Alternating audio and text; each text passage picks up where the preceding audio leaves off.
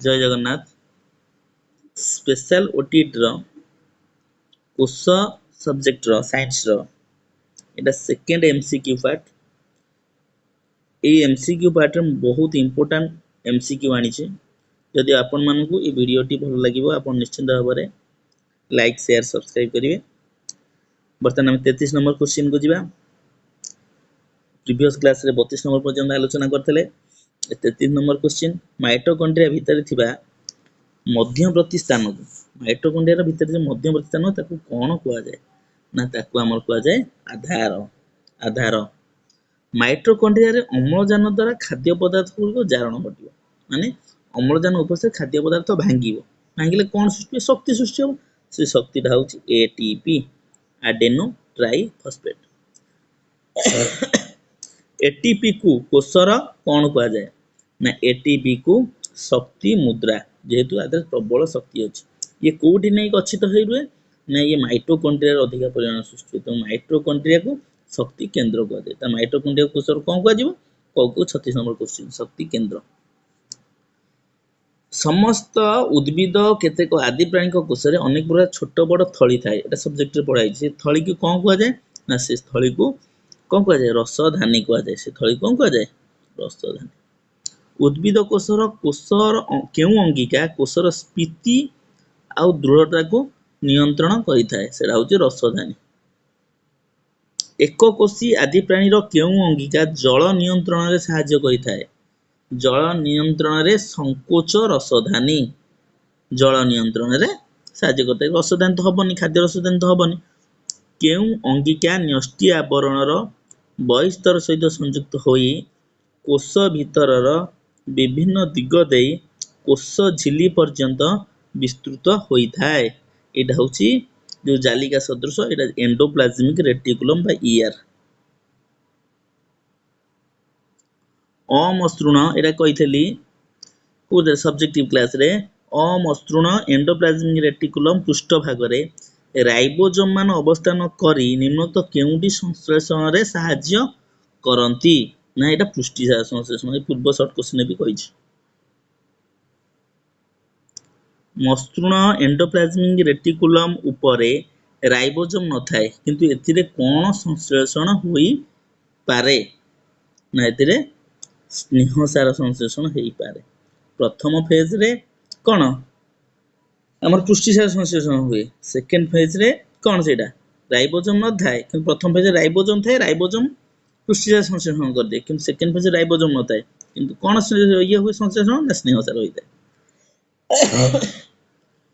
जीवकोश भितरे केउ अंगिका द्वारा झिल्ली निर्माण प्रक्रिया संभव होई थाए ना एंडोप्लाज्मिक रेटिकुलम। मसृण एंडोप्लाज्मिक रेटिकुलम रे थिबा राइबोसोम रे पुष्टिसार संश्लेषित होई काहा माध्यम रे गोल्गी बॉडी भीतर को प्रवेश करि थाए एटा परीक्षा रे बारंबार आसु जे एटा भी सब्जेक्टिव रे पढै जे एटा होची निधानी त कोन कुआ जाय निधानी। उद्भिद कोष रे थिबा गोल्गी बॉडी को कोन कुआ जाय उद्भिद कोष रे थिबा गोल्गी बॉडी को कोन कुआ जाय डिक्टियोसोम। डिक्टियोसोम डिक्टियोसोम रो मुख्य कार्य कोन ना कोष भित्ति तयारी करबा और एंजाइम क्षरण करबा कोष भित्ति तयारी करबा एंजाइम क्षरण सीटा। जीवकोश रे केउ अंगिकार आकार क्षुद्र दाना सदृश छोट छोट दाना सदृश कुनी दाना सदृश कोडा ना राइबोसोम। पुष्टिसार संश्लेषण एक जटिल प्रक्रिया अटे एथिपाई काहार सहयोग आवश्यक बिना सहयोग रे पुष्टिसार संश्लेषण होई परिबो नाही काहार ना ट्रांसफर डीएनए टीडीएनए आउ एमिनो अम्ल आउ एंजाइम कोडा हबो ताले एटा उत्तर हो जो। प्राणी कोष रे बहुल भाव देखा जाउतबा एक झिल्ली द्वारा आवृत होइतिबा और अनेक प्रकार पाचक एंजाइम धारण करथिया कोष अंगिकार नाम कोन ना एटा होची कोन लाइसोसोम। आंसर हो लाइसोसोम। 50 नंबर क्वेश्चन आसिला लाइसोसोम रे थिया पाचक एंजाइम गुडिकर कार्य कोन ना पाचक एंजाइम रो कार्य सब होची जीवकोश रे जो जैविक अणु थाए ताकू पचन करेबो ताकू हजम करेबो ତାହେଲେ ଲାଇସୋଜୋମରେ ଥିବା ପାଚକ ଏଞ୍ଜାଇମର କାର୍ଯ୍ୟ ହେଉଛି ଜୀବକୋଷରେ ଥିବା ଜୈବିକ ଅଣୁର ପଚନ। କେଉଁ କୋଷ ଅଙ୍ଗିକାକୁ ଆତ୍ମଘାତୀ ଥଳି ବା ସୁଇସାଇଡାଲ ବ୍ୟାଗ କୁହାଯାଏ? ଏଇଟା ବାରମ୍ବାର କହିଛି। ଲାଇସୋଜୋମ, ଯିଏକି ଛୋଟ ଛୋଟ ଦାନା ସଦୃଶ ଏମାନେ। କେଉଁ କୋଷ ଅଙ୍ଗିକା ପାଚକ ଥଳି ନାମରେ ପରିଚିତ? ପାଚକ ଥଳି ଯାହା, ସୁଇସାଇଡାଲ ବ୍ୟାଗ ସେଇଆ, ଲାଇସୋଜୋମ ସେଇଆ। ତାର ଆନ୍ସର ନିଶ୍ଚିତ ଭାବରେ ଲାଇସୋଜୋମ ହେଇଯିବ। ଲବକ ସାଧାରଣତଃ ଦୁଇ ପ୍ରକାର। କୋଉ ଭଳି ଲବକ ରହିବ? ନା ବର୍ଣ୍ଣହୀନ ଲବକ ଆଉ ଗୋଟେ ରଙ୍ଗୀନ ଲବକ। ବର୍ଣ୍ଣହୀନ ଆଉ ରଙ୍ଗୀନ। ଉଦ୍ଭିଦର ମୂଳ ଓ କାଣ୍ଡରେ ସାଧାରଣତଃ କେଉଁ ପ୍ରକାର ଲବକ ଥାଏ? ନା ବର୍ଣ୍ଣହୀନ। ମୂଳ କାଣ୍ଡରେ ବର୍ଣ୍ଣହୀନ। ପତ୍ର, ଫୁଲ ଏଗୁଡ଼ା ସବୁ ଅଗଭାଗରେ ଥାଏ କଣ? ରଙ୍ଗୀନ ଥାଏ। ହେଲା, ତାପରେ କ୍ୱେଶ୍ଚିନ୍ ଆସିଯିବ ବୋଧେ। ହଁ, ଉଦ୍ଭିଦ ଫୁଲ, ଫଳ, ପତ୍ର ଇତ୍ୟାଦି କେଉଁ ପ୍ରକାର ଲବକ ଥାଏ? ନା ରଙ୍ଗୀନ ଲବକ। ହରିତ ଲବକରେ ରହିଥିବା କେଉଁ କଣିକା ପତ୍ରକୁ ସବୁଜ ରଙ୍ଗ ଦେବା ସହିତ ଆଲୋକ ସଂଶ୍ଳେଷଣ ପ୍ରକ୍ରିୟାରେ ବା ଫଟୋସିନ୍ଥେସିସରେ ଯୋଉଟା ମୁଖ୍ୟ ଅଂଶ ଗ୍ରହଣ କରିଥାଏ? କୋଉ ଲବକ? ନା ଏଇଟା ହବ ସବୁଜ। କେଉଁ ଅଙ୍ଗିକାକୁ ଉଦ୍ଭିଦର ରନ୍ଧନଶାଳା କୁହାଯାଏ? ଆକ୍ଚୁଆଲି ପତ୍ରକୁ ତ ରନ୍ଧନଶାଳା କୁହାଯାଏ, କିନ୍ତୁ କେଉଁ ଅଙ୍ଗିକାକୁ ଏଠି ପଚାରିଲା, ତାହେଲେ ଆନ୍ସର କଣ ଆସିବ? ନା ହରିତ ଲବକ। ପତ୍ରରେ ହରିତ ଲବକ ଅଛି। ମଣିଷ ଶରୀରରେ ପ୍ରତ୍ୟେକ ଜୀବକୋଷରେ କେତେ ଯୋଡ଼ା ଗୁଣସୂତ୍ର ଥାଏ?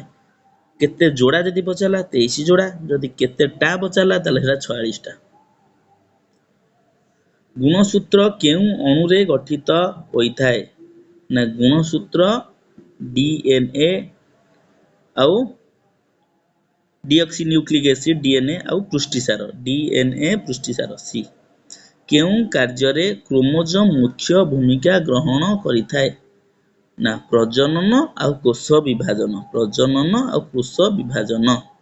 କେଉଁଟି ସୁନିଷ୍ଠୀୟ କୋଷର ଲକ୍ଷଣ ନୁହେଁ? ସୁନିଷ୍ଠୀୟ ମାନେ ନ୍ୟଷ୍ଟି ଝିଲ୍ଲି ନ୍ୟଷ୍ଟି ଥିବ। ତାହେଲେ କେଉଁ ଗୁଡ଼ିକ ସୁନିଷ୍ଠୀୟ କୋଷର ଲକ୍ଷଣ ନୁହେଁ? ନା ଗୋଲାକାର DNA ଅଣୁର ଅବସ୍ଥାନ।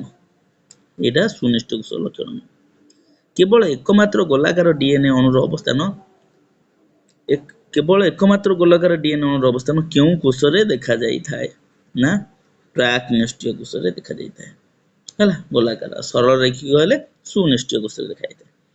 ଏକାଧିକ ରୈଖିକ, ତାପରେ ଆସିଗଲା ଏକାଧିକ ରୈଖିକ DNA ଅଣୁ କେଉଁ କୋଷରେ ଦେଖାଯାଇଥାଏ? ସୁନିଷ୍ଠୀୟ କୋଷରେ। ଜଷ୍ଟ ଏଇନା କହୁଥିଲି।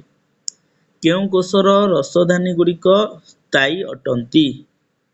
ନା ଉଦ୍ଭିଦ କୋଷର ରସଧାନୀ ଗୁଡ଼ିକ ସ୍ଥାୟୀ ଅଟନ୍ତି। କେଉଁଟି ଉଦ୍ଭିଦ କୋଷର ଲକ୍ଷଣ ନୁହେଁ? କୋଷ ଝିଲ୍ଲି, କୋଷ ଭିତର ଉପସ୍ଥିତି, ନା ସ୍ଥାୟୀ ରସଧାନୀ, ନା ଅପେକ୍ଷାକୃତ ସାନ, ନା ଲବକର ଉପସ୍ଥିତି? ଏଇଟା ଅପେକ୍ଷାକୃତ ସାନ ଉତ୍ତର ହେବ। କେଉଁଟି ପ୍ରାଣୀ କୋଷର ଲକ୍ଷଣ ନୁହେଁ?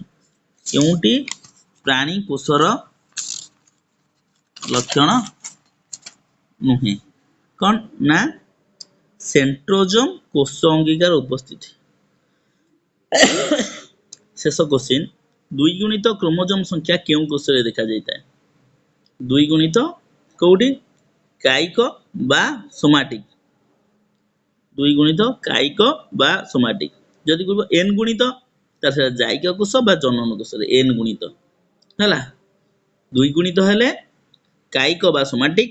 ଯଦି ଏନ୍ ଗୁଣିତ ଲେଖିଲା ତାହେଲେ ଜାଇକ ବା ଜନନ କୋଷରେ ଦେଖାଯାଇଥାଏ।